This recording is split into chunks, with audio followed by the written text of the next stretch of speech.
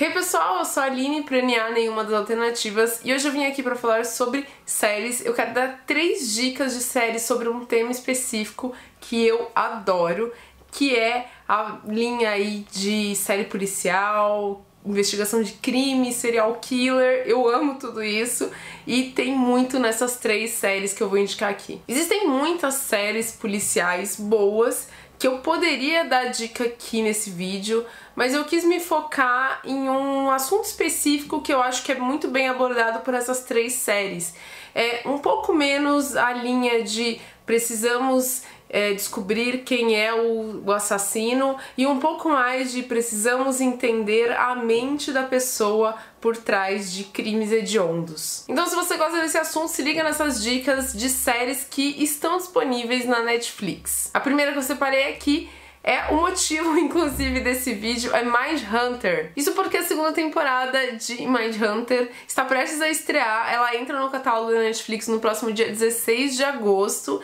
E a série tem só 10 episódios, dá pra você fazer uma maratoninha aí, assistir os 10 episódios e ainda ficar em dia pra assistir a segunda temporada. Essa série é inspirada no livro escrito pelo ex-agente do FBI John Douglas, que trabalhou aí em muitos casos de investigação de serial killers no FBI, inclusive quando não existia ainda esse termo. Ele passou muitos anos trabalhando no FBI, entrevistando serial killers que tinham sido presos e elaborando perfis para eles. Ou seja, esse cara acabou indo bem a fundo para tentar entender a mente desses serial killers, dessas pessoas que têm um impulso de matar e por um determinado padrão, e ele acabou sendo um dos grandes responsáveis por ter essa área de inteligência dentro do FBI que estuda o serial killer, estuda a mente do assassino. E a série, então, é baseada na vida desse cara enquanto ele estava ali dentro do FBI. A gente tem o protagonista, que é o Holden Ford. O Holden Ford, na verdade, é o John Douglas. Eu não entendo muito bem por que eles não mantiveram o nome, mas decidiram mudar, talvez por uma questão de direitos autorais. E a série é produzida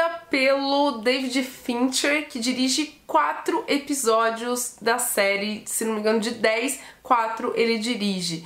E se você não tá relembrando aí quem é o David Fincher, é só o diretor de Garota Exemplar, de Seven, de Clube da Luta, de Os Homens que Não Amavam as Mulheres. É um dos melhores diretores do cinema atualmente. O protagonista é interpretado pelo Jonathan Groff, lá de Glee, que surpreende aqui fazendo uma atuação muito densa. A história de Mindhunter é uma história muito densa. Como eu expliquei, ele vai entrevistando os serial killers e a gente vê vários momentos das entrevistas na série. E são momentos bem intensos e tensos, pesados. Não é uma série que é muito gráfica, mas o diálogo entre os personagens consegue ser bastante pesado. A série tem muitos aspectos bons. Além do Jonathan Groff como protagonista, a gente tem outros atores muito bons, com personagens muito bons e muito complexos, como o Holt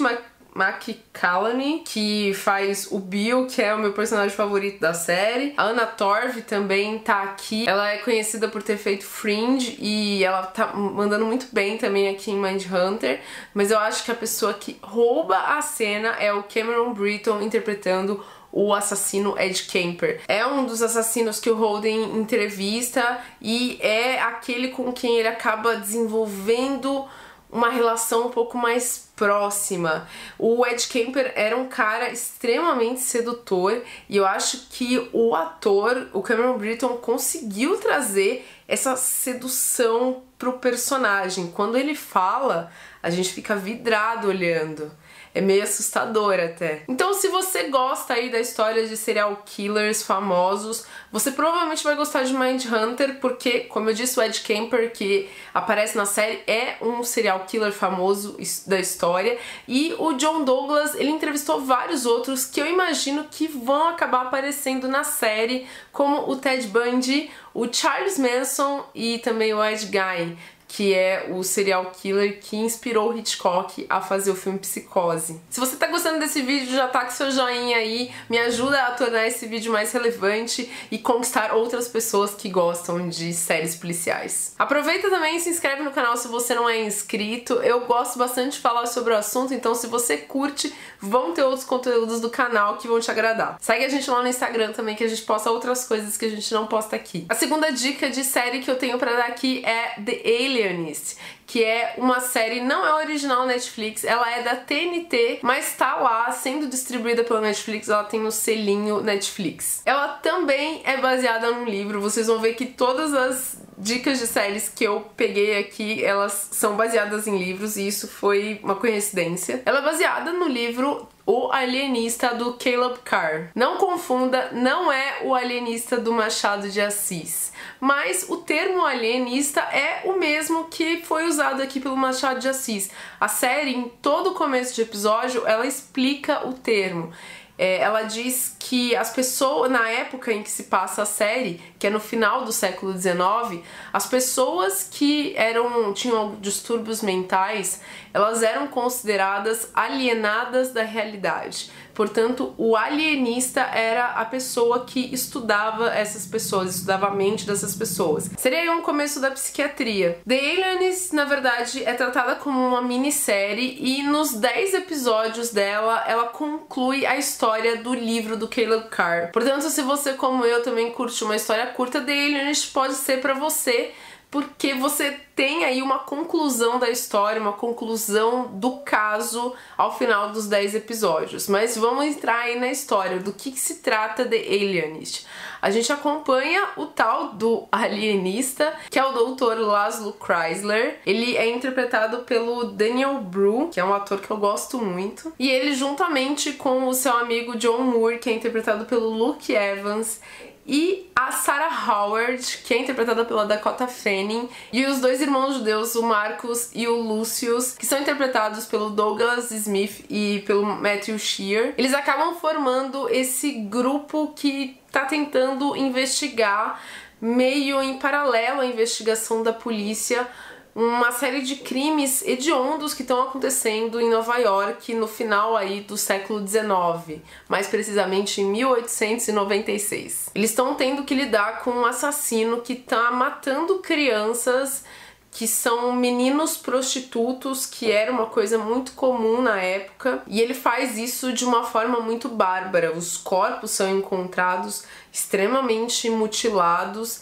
Inclusive é até um pouco impactante no começo, assim, a gente vê como que os corpos estão sendo achados. Todos eles estão bem engajados em tentar impedir que esses assassinatos continuem ocorrendo, até porque eles começam a perceber que não tem tanta gente assim se importando com as vítimas, justamente por serem bem párias da sociedade. Mas o Dr. Krysler tem aí um interesse a mais no caso, que é de conseguir entender a mente do assassino, entender por que esse homem tá fazendo o que tá fazendo. Eu assisti essa série depois de ter visto Mindhunter e me lembrou um pouco Mindhunter. Talvez por conta dessa ânsia do protagonista de tentar desvendar a mente do assassino que ele não entende, e ao mesmo tempo de rolar umas aproximações assim na tentativa de você conseguir deixar sua mente um pouco mais parecida com o do assassino.